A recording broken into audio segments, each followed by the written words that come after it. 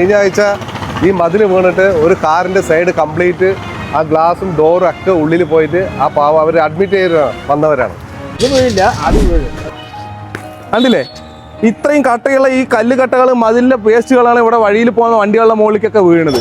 എൻ്റെ പുറകിൽ കാണുന്ന ഈ സ്ഥലം കണ്ട, ഈ വഴിയിൽ പോകുന്നവർക്ക് ഇവിടെ വല്ലാത്തൊരു ബുദ്ധിമുട്ടാണ്. ഇതിൽ മൊത്തം പൊളിഞ്ഞു കിടക്കുകയാണ്. ഈ ഇവിടെ നിൽക്കുന്ന വണ്ടികളിലൊക്കെ ഈ മതിൽ വീണു എന്നാണ് പറയുന്നത്. മുകളിൽ നോക്കി കഴിഞ്ഞാൽ മരം, വല്ലാത്തൊരു ബുദ്ധിമുട്ടാണ്. അതാ കണ്ടില്ലേ, മുകളിൽ മണ്ടയെ പൊട്ടി വീഴും. എൻ്റെ മണ്ടയ്ക്ക് വീഴുമെന്നുള്ള കാര്യം എനിക്കറിയില്ല. ഇത്തന്നെ ടാക്സി ഡ്രൈവർമാർക്ക് ആയിക്കോട്ടെ, ഇവിടെ നിന്ന് വഴിയിൽ നിന്ന് പോകുന്ന കുട്ടികൾക്ക് ആർക്കും ഇവിടെ ഈ വഴി വരാൻ പറ്റാത്ത അവസ്ഥയാണ്. എന്താ വെച്ചാൽ എത്ര വണ്ടികളറിയാം ഇവിടെ ബുദ്ധിമുട്ടാണ്.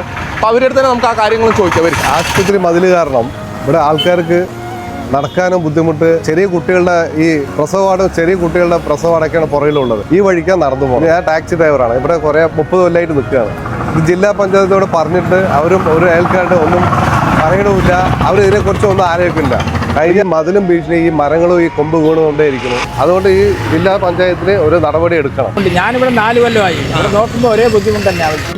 പറഞ്ഞത് ഇപ്പൊ പൊളിക്കുക പിന്നെ പൊളിക്കാന്ന് പറഞ്ഞിട്ട് ഒന്നും പൊളിക്കണ മാതിരി ഒന്നും കാണാനില്ല. ഈ ജില്ലാശുപത്രിക്കും കോപ്പറേറ്റീവ് ആശുപത്രിക്കും ഈ വഴിക്ക് പോകുന്ന എല്ലാവരും അത്യാവശ്യം വരുന്ന വഴിയും മഴക്കാലമായതുകൊണ്ട് ഈ മുകളിലത്തെ കൊമ്പുകളൊക്കെ ഉണങ്ങി നിൽക്കണമുണ്ട്.